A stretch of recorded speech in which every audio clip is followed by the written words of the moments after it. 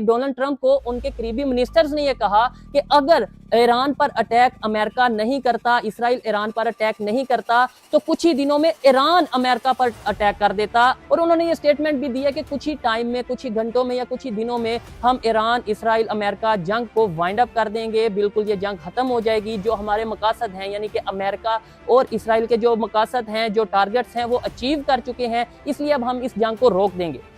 मैं एक बड़ी तल्ख बात करने वाला हूं कि पाकिस्तान में जो कवानीन हैं, नो डाउट हमारा आइन जो है वो इस्लाम के मुताबिक है, लेकिन जो कवानीन, चाहे वो बैंकिंग सिस्टम हो, चाहे वो बिजनेस सिस्टम हो, क्या वो इस्लाम के कवानीन के मुताबिक है? कि पाकिस्तान पर बैठकर उन्होंने पाकिस्तानी मिनिस्टर से ये सवाल किया कि अगर इंडिया रशिया से ऑयल ले सकता है तो पाकिस्तान क्यों नहीं खरीद सकता? इस पर मिनिस्टर साहब का जवाब ये था कि जी पाकिस्तान की कुछ मजबूरियां हैं, पाकिस्तान पर कुछ पाबंदियां हैं, या जो भी उन्होंने जवाब दिया वो इस वीडियो में डिस्कस करेंगे। और साथ ही साथ एक बहुत ही अहम बात जो मैं ये समझता हूं इस वीडियो में डिस्कस करना जरूरी है, मेरे लिए खासतौर पे डिस्कस करना बहुत जरूरी है, कि पाकिस्तान के मिनिस्टर ने मेन स्ट्रीम मीडिया पर बैठकर इंडिया की तारीफ की बाकायदा तौर पर। और फिर जब यही चीज, यही वीडियो, यही क्लिप मेरे जैसा एक आम पाकिस्तानी, मेरे जैसा एक यूट्यूबर देखता है तो उसके दिल में बहुत से सवालात आते हैं। मैं तो डेफिनेटली ये सोचूंगा, बल्कि मैं अपने जो अदारे हैं, अपने जो अगर अदलिया है या जो भी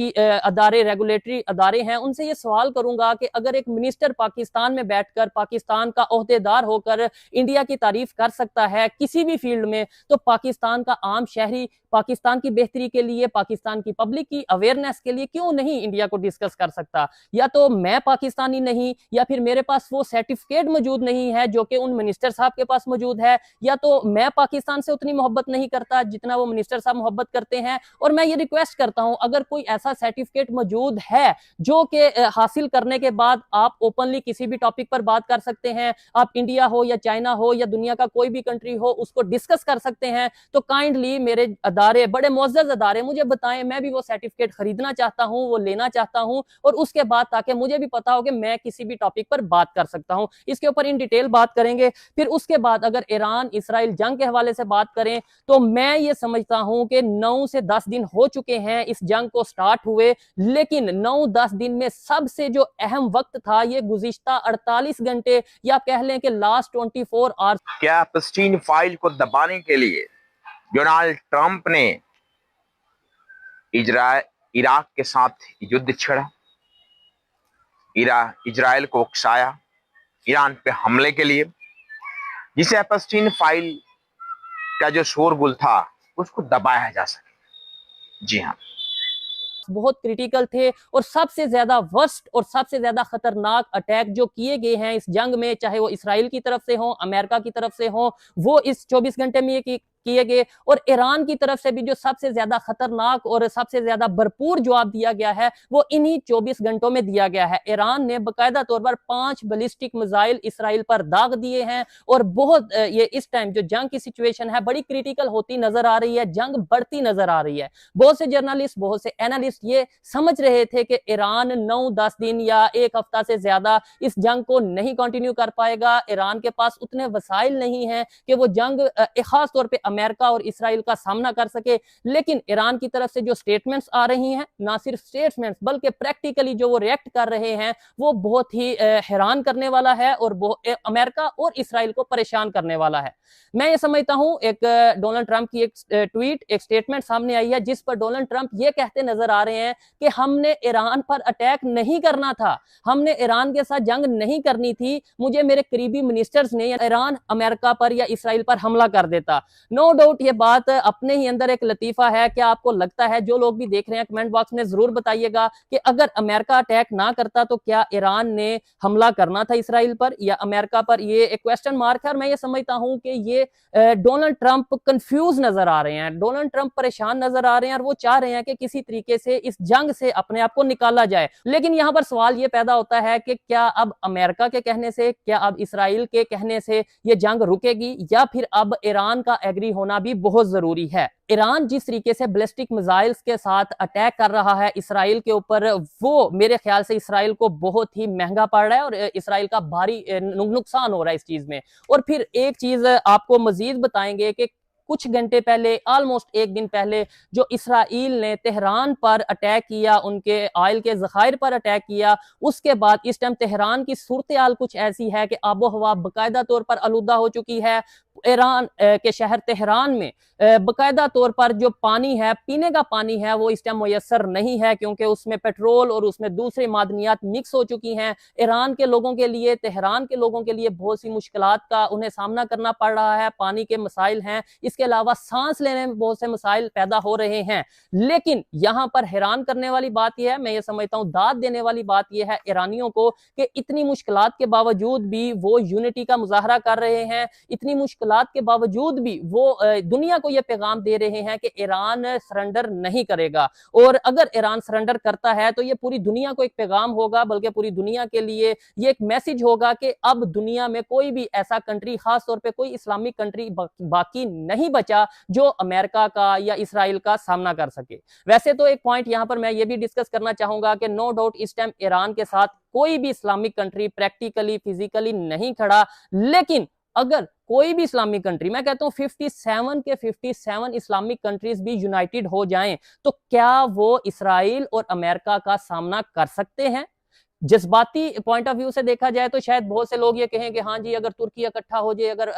पाकिस्तान, तुर्की, ईरान, सऊदी अरेबिया, ये जो बेसिक और मेजर इस्लामिक कंट्रीज हैं, ये अगर यूनाइटेड हो जाएं तो इसराइल को मुंह तोड़ जवाब दे सकते हैं, क्योंकि पाकिस्तान के पास एटॉमिक प्रोग्राम है और तुर्की के पास भी टेक्नोलॉजी है, सऊदी अरेबिया के पास बहुत से जखायर हैं, ऑयल है, बहुत से पैसे हैं, और अगर ईरान की बात करें तो इस टाइम वो जंग में तो ऑलरेडी कूद चुके हैं। लेकिन मेरे ख्याल से, ये मेरा पॉइंट ऑफ व्यू है, बहुत से लोग इसे डिसएग्री भी करेंगे और उनका हक है कि वो डिसएग्री करें, कि ईरान, सऊदी अरेबिया, तुर्की, पाकिस्तान या फिर दुनिया के 57 इस्लामिक कंट्रीज भी यूनाइटेड हो जाएं, तो जितना इस टाइम एडवांस हो चुका है अमेरिका टेक्नोलॉजी में, जितना इस टाइम एडवांस हो चुका है इसराइल,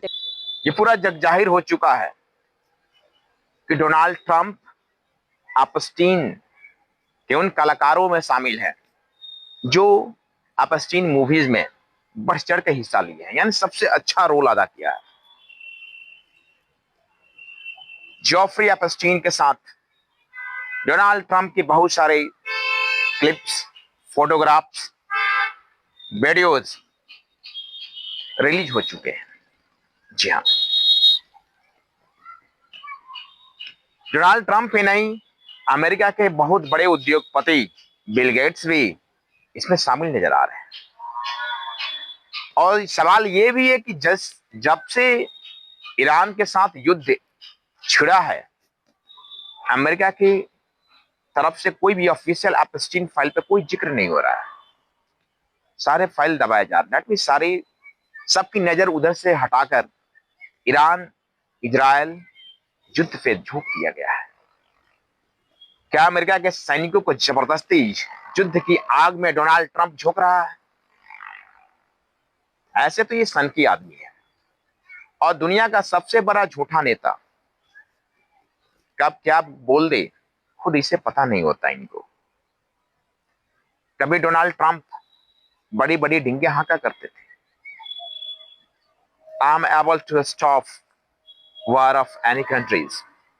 बोलने वाला व्यक्ति कि मैं दुनिया के कहीं भी मैं युद्ध रुकवाने में मैं सक्षम हूं। टेक्नोलॉजी में ये 57 कंट्रीज भी नो डाउट टफ टाइम दे सकते हैं। टफ टाइम तो अकेला ईरान भी दे रहा है, लेकिन जंग नहीं जीत पाएंगे। और सबसे पहले तो ये इकट्ठे ही नहीं होंगे, क्योंकि अभी से 2 दिन पहले हमने देखा कि ईरान सऊदी अरेबिया पर, ईरान यूएई पर और दूसरे गल्फ कंट्रीज पर अटैक कर रहा था, और सऊदी अरेबिया ने बाकायदा वार्न भी किया कि अगर अब कोई अटैक किया गया ईरान की तरफ से तो भरपूर जवाब दिया जाएगा। अब इसके बाद ईरान और तुर्की की जंग स्टार्ट हो चुकी है। मतलब जंग तो ये इसराइल और ईरान की है, अमेरिका और ईरान की है, लेकिन इसमें अब तुर्की भी इन्वॉल्व हो चुका है। ईरान ने अटैक किया अमेरिका के अड्डों पर, या अमेरिका की जो वहां पर जो भी बिल्डिंग्स मौजूद थी तुर्की में, वहां अटैक किया, जिसके बदले में तुर्की ने भी एक बड़ा ब्लंट स्टेटमेंट दी है, बड़ी बोल्ड स्टेटमेंट दी है, और उन्होंने ये कहा है कि अगर ईरान अटैक करने से बाज ना आया, अटैक करने से रुका ना, तो फिर हमें मजबूरन अपने कंट्री का दिफा करते हुए और अपने कंट्री को महफूज बनाने के लिए ईरान को जवाब देना पड़ेगा। हम ये चीज क्यों नहीं गौर कर रहे कि एक साइड पे यहाँ पर हम पूरी दुनिया में ये पैगाम देते हैं कि जी मुस्लिम उम्मा का कंसेप्ट, कि जी पूरी दुनिया में जितने भी इस्लामिक कंट्रीज हैं वो यूनाइटेड हैं या होने चाहिए। पूरी दुनिया में जितने भी मुसलमान हैं, अगर एक मुसलमान पर कोई मुसीबत आती है तो दूसरे तमाम मुसलमानों को उसके साथ यूनाइटेड होना चाहिए, उसके साथ खड़ा होना चाहिए। इवन हमारे तो ये कहा जाता है, ये कंसेप्ट है कि मुसलमान एक जिस्म की मानिंद है, यानी पूरे दुनिया के मुसलमान एक जिस्म की मानिंद है, और जिस्म के किसी एक हिस्से को भी अगर जख्म पहुंचेगा, तकलीफ पहुंचेगी, तो पूरे जिस्म को उसका जो है वो परेशानी का सामना करना पड़ेगा। लेकिन क्या इस टाइम पूरी दुनिया के इस्लामिक कंट्रीज यूनाइटेड हैं? ईरान पर जो अटैक हो रहे हैं, ईरान जो इस टाइम जंग की सूरत हाल में है, ईरान पर जो जंग मुसल्लत की गई है, क्या बाकी 56 इस्लामिक कंट्रीज ईरान के साथ खड़े हैं? क्या वो जो मुस्लिम उम्मा का कंसेप्ट था वो हमें नजर आ रहा है? नहीं नजर आ रहा, बिल्कुल भी नजर नहीं आ रहा। इवन हम तो ये देख रहे हैं कि मुस्लिम कंट्रीज, इस्लामिक कंट्रीज आपस में लड़ते नजर आ रहे हैं। आपस में बहुत से कन्फ्लिक्ट्स हैं इन इस्लामिक कंट्रीज के, चाहे वो पाकिस्तान अफगानिस्तान हो, चाहे वो ईरान सऊदी अरेबिया हो, ईरान तुर्की हो, या दुनिया के दूसरे इस्लामिक कंट्रीज हो।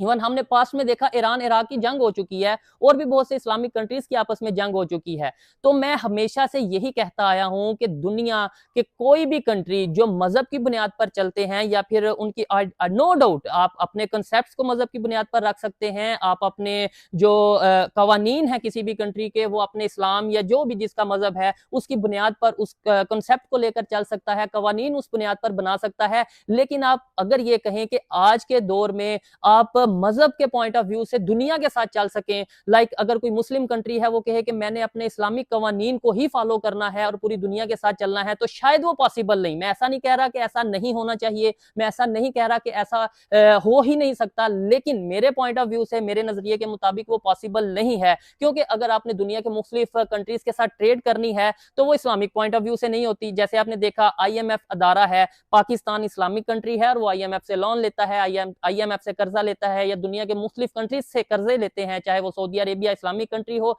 चाहे वो अमेरिका से कर्जा लेता है, तो वो मुख्तलिफ शराइत के ऊपर लेता है, जिसे हम अगर अपना मजहबी पॉइंट ऑफ व्यू से देखें तो वो सूद की बुनियाद पर हम दुनिया के मुख्तलिफ कंट्रीज के साथ ट्रेड करते हैं। और अगर हम ये कहें कि नहीं जी हमने तो इस्लामिक पॉइंट ऑफ व्यू से ट्रेड करनी है, तो क्या अमेरिका मानेगा? क्या IMF हमें लोन देगा? क्या दुनिया के दूसरे जो कंट्रीज हैं, क्या वर्ल्ड बैंक हमें पैसे देगा? ऐसा नहीं होगा। यहां पर हमें यह चीज सोचने की जरूरत है कि कोई भी कंट्री, किसी भी रियासत को आप मजहब के कवानीन के मुताबिक इंटरनली चला सकते हैं, लेकिन अगर दुनिया के साथ चलना है तो हमें दुनिया के कवानीन को फॉलो करना चाहिए, जो कि दुनिया के मुख्तलिफ कंट्रीज कर भी रहे हैं। अगर इस्लामिक पॉइंट ऑफ व्यू से ही चलना हो, जो मुस्लिम उम्मा या फिर एक ये कंसेप्ट, ये चूरन बेचा जाता है पाकिस्तान में खासतौर पे, तो फिर क्या वजह है कि हम ट्रेड करते हैं, जो चाहे चाइना के साथ करते हैं, चाहे अमेरिका के साथ करते हैं, या फिर दुनिया के मुख्तलिफ इस्लामिक कंट्रीज के साथ करते हैं, हम इस्लामिक पर्सपेक्टिव से क्यों नहीं उस ट्रेड को कर पाते? इवन दूसरे कंट्रीज के साथ करना तो दूर की बात, मैं एक बड़ी तल्ख बात करने वाला हूं कि पाकिस्तान में जो कवानीन है, नो डाउट हमारा आइन जो है वो इस्लाम के मुताबिक है, लेकिन जो कवानीन, चाहे वो बैंकिंग सिस्टम हो, चाहे वो बिजनेस सिस्टम हो, क्या वो इस्लाम के कवानीन के मुताबिक है? ये एक सवालिया निशान है। मैं ऐसा नहीं कह रहा नहीं है, नो डाउट वो तो बहुत से जो एजुकेटेड लोग हैं, जो अवेयरनेस रखते हैं, उन्हें समझ है, उन्हें आइडिया है कि हमारा बैंक